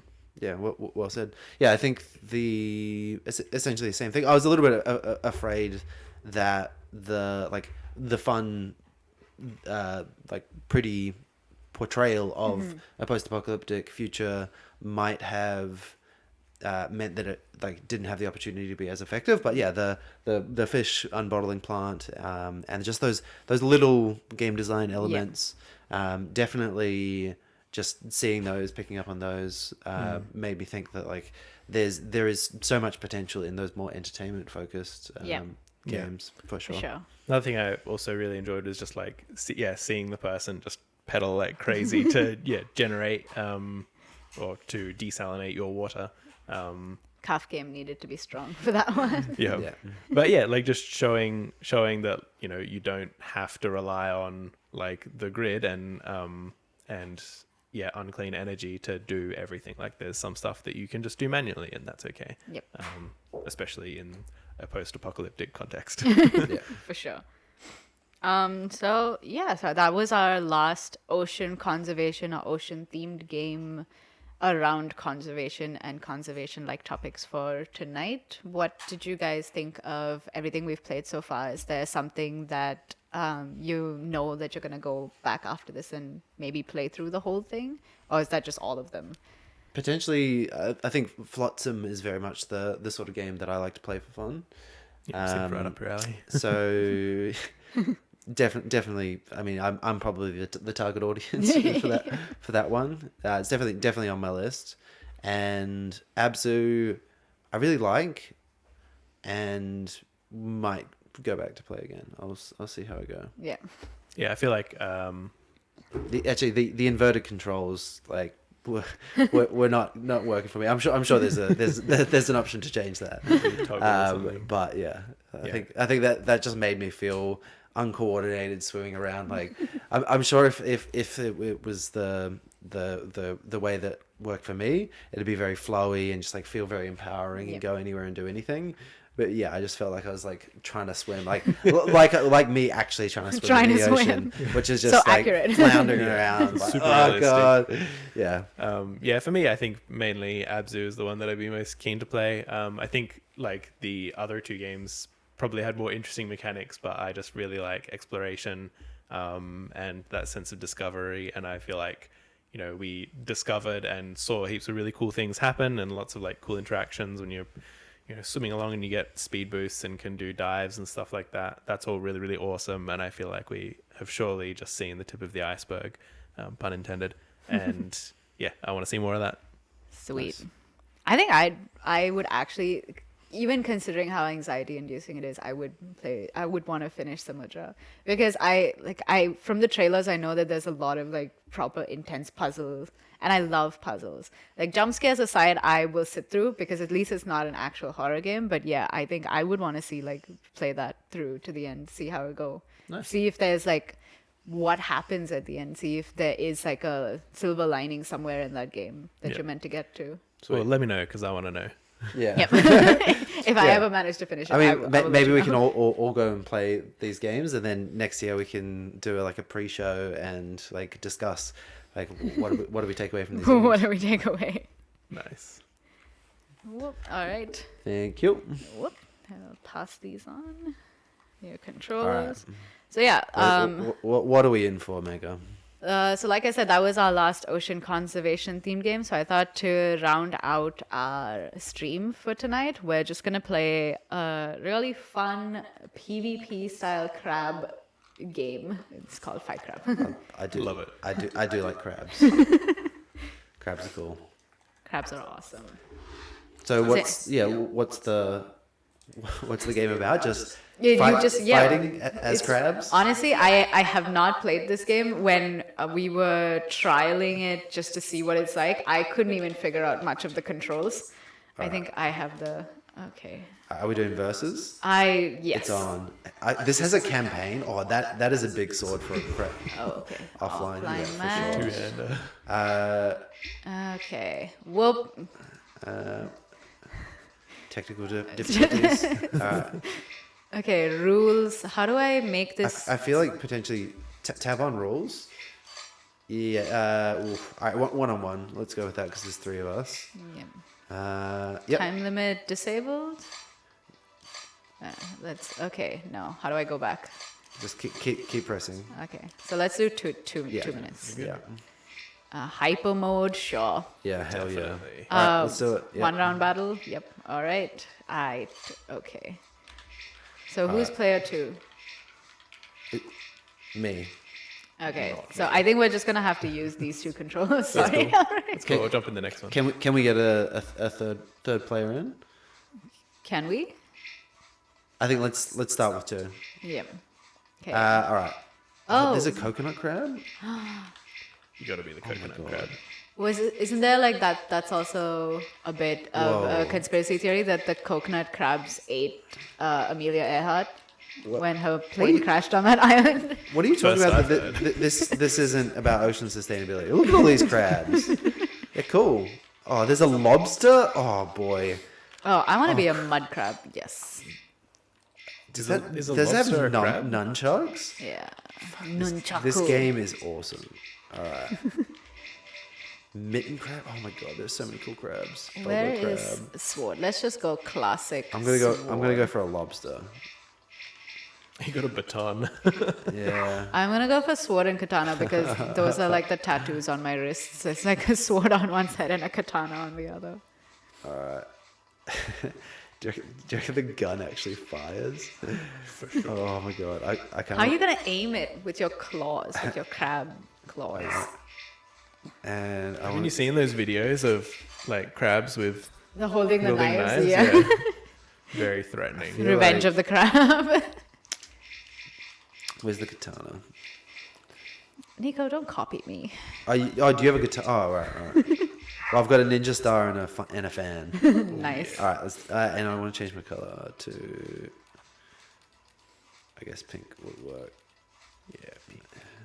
Oh, I can change my color too. Okay. Do they have something pink? They don't. Yeah, you can. Okay, this is the most pinkish looking one. So let's just go for that. I'll go for red. All right, let's do it. How do we start? Start. Right. And then proceed. Right. Oh, no. Or start.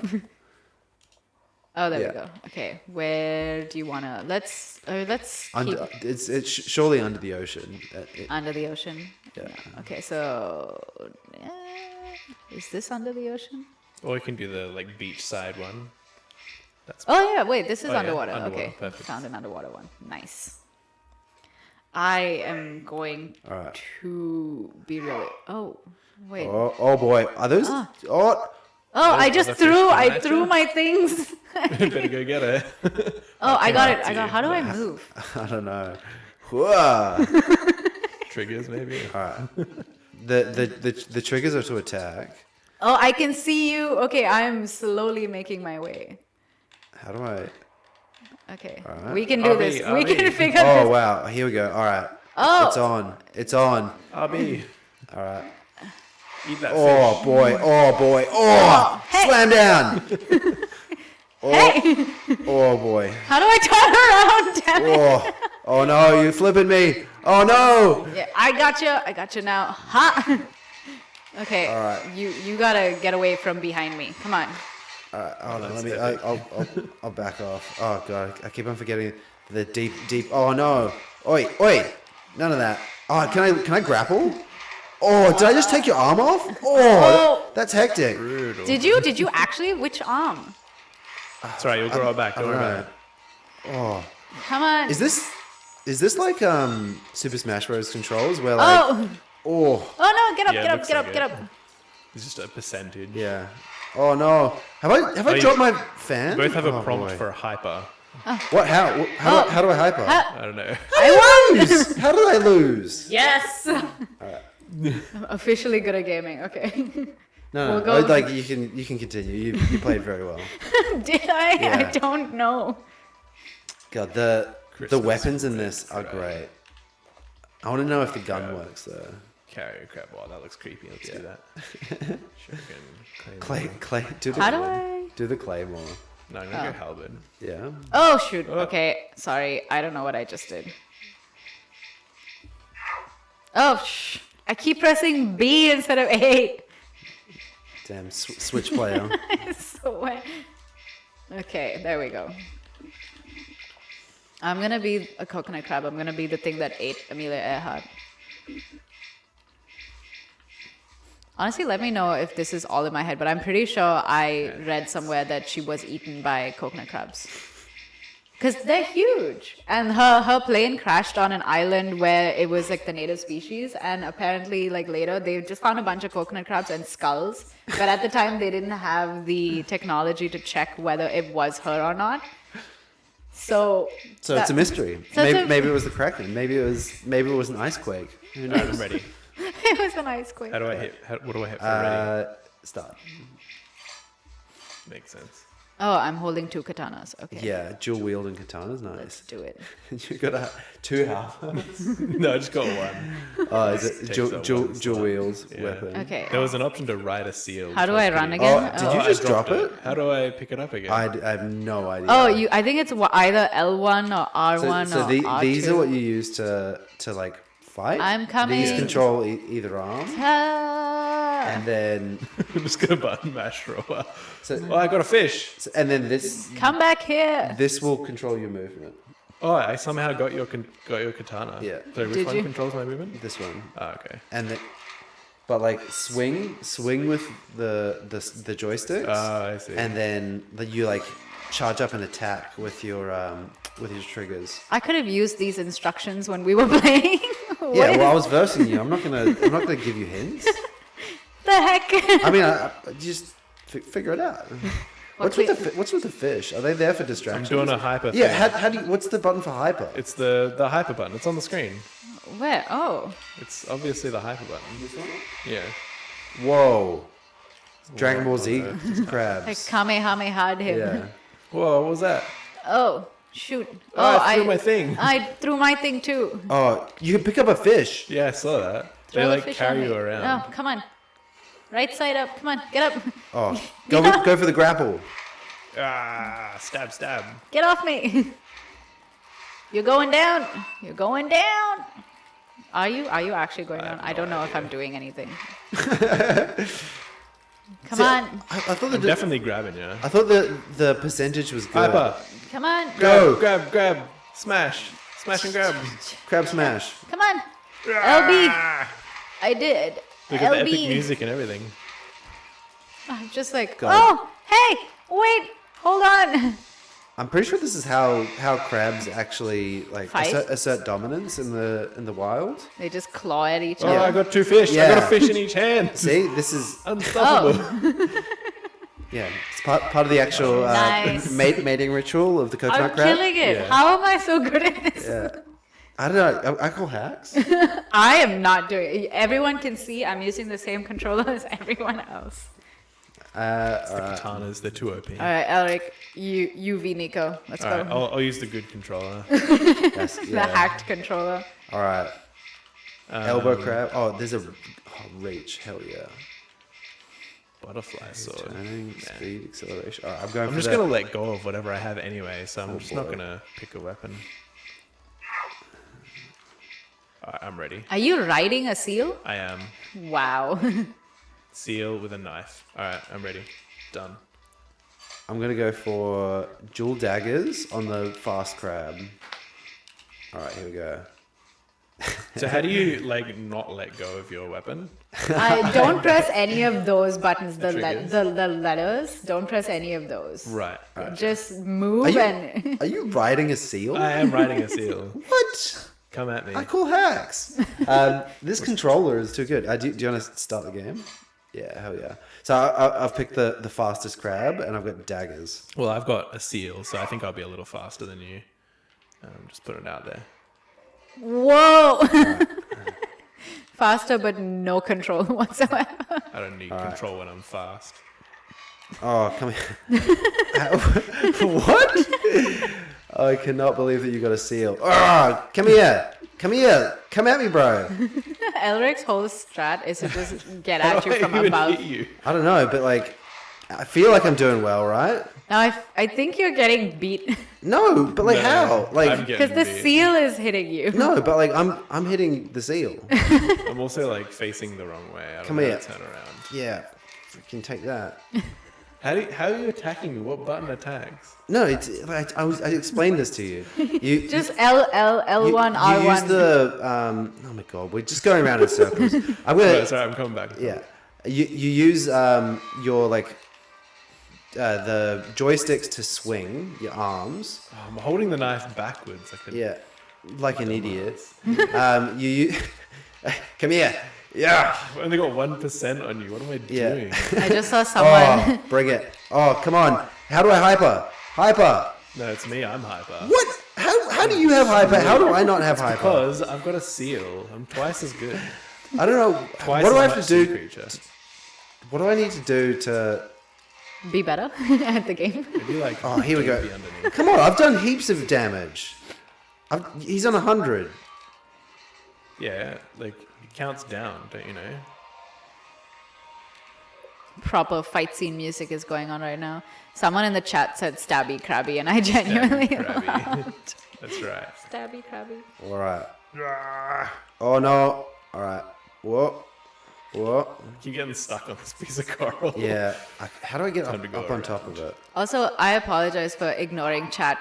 All of our ocean conservation talk. We just got too into it. Oh, I won. Yes. Oh, he You won! did win. So this controller is also just as good as that controller. I'm just cursed.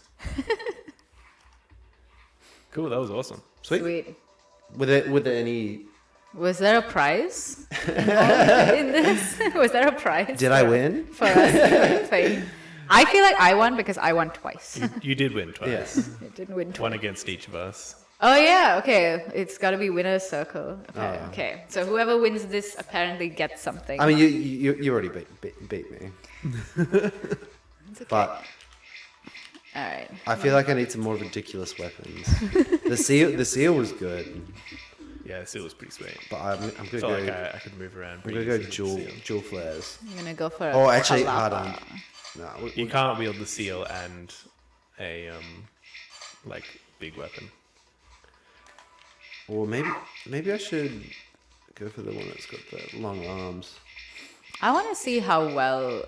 Hell yeah. What is this? Jet. Okay. I think like some sort of ranged weapon will go well with the seal. I found it too hard to hit anything with the seal because I was too high up. Yeah. Oh, I mean, you go that's for what this. I'm putting it down to, Alright. anyways. Sweet. Definitely not just me being crap. Well, I'm going for long arms and nunchucks. Oh, what you copying me here? But I'm not using she has a nunchucks. 3-section I'm using a staff. 3-section staff. Oh shoot. Okay. Yeah. Let's do this winner's circle. All right. Oh, That hell elbow crab yeah. looks- Am I moving? I am moving. I think you hit yourself then, Nico. Yeah. Let's go. Oh, boy. Whoa. Come back here. Oh, I threw my thing already. Oh, huge hits. Oh, boy. These are too unwieldy. Oh, boy. Come on. Come on. All right. I need to back up. God, you're a a bit good you're timing. you're a bit tanky. You always tipped her over. I'm just like, all right, let's go. Come on. God, you're really. Are you? I'm button mashing. Honestly, there's no strat to my game. Nah, I'm. Strategy is everything. Go for the technical play. See, that's why I'm still holding my weapon and you're not. I think you're holding both of our weapons. I think it's just caught up in the nunchucks. Oh, little like cross hit. How are you still beating me? Oh, she got her weapon back. Watch out. Did I? I can't see anything. Alright. Yeah, to you be do. honest. You're holding it in both All right. hands. Whoa. How do I turn the camera? Oh. Oh, go, son. You're getting wrecked, Nico. Was that your arm? Oh, that was your arm. Where are you? All right, there you go. I don't know. Come back here. My character's all arms. No, it's elbows. You're an No. elbow crab. Yeah, but like, it's just. Come on, son. Oh my god. Go. Yes. Yeah. All right. Mistakes were made with the long arms and the nunchucks, where I can't like. I can't hit anything. It's like right next to me because You've got too I much just like range. hug you and like hit myself. Oh, hyper, go, go. You got 9 seconds. All right, slam down. Come on. All right. Oh yeah. I can see why I lost that one. Yeah. Nice. Winner. All right. Well shall- done. One of the few PvP games I'm actually good at. I think I suck at most PvP games otherwise. Like, I don't know if you guys have ever seen me play Smash Bros. with everybody else in the office, but I'm somewhere off in the corner falling off without anyone touching me at all. Yeah. I'm that bad. I've seen it. I'm pretty sure that's how you're supposed to play. Yeah, for sure. All right. Shall we call it there? Yeah. Are there any other trivia things or I'd have Quest- more trivia questions. questions from the chat? Do we have any questions from the chat? No, the chat does not want to interact with us, but that's fine. I have a couple of trivia questions while we to round out this whole experience that is Sweet. today. Let's do it. Okay, so let's go. I'm going to win all of these ones, just so you know. Prepare yourself. I love trivia so much. Okay, I thought I had more trivia questions. All right, freestyle. Just make one up. Freestyle. Just make one up. Yeah. What's the smallest ocean in the world? All right. What is this? How many oceans do we have on Earth? It's the 7 seas. I'm gonna go with 7. But is it a sea or an ocean? So how many oceans do we have? Because What's the difference between a sea and an ocean? Big. big, big, Cool. big is the difference between the sea and the ocean. I have learnt something today. All right, I have an actual piece of trivia. All right, let's go. Let's hear it. When clownfish pair up, does the dominant one become a male or a female? They can change Yeah, genders. I wasn't aware that was a thing.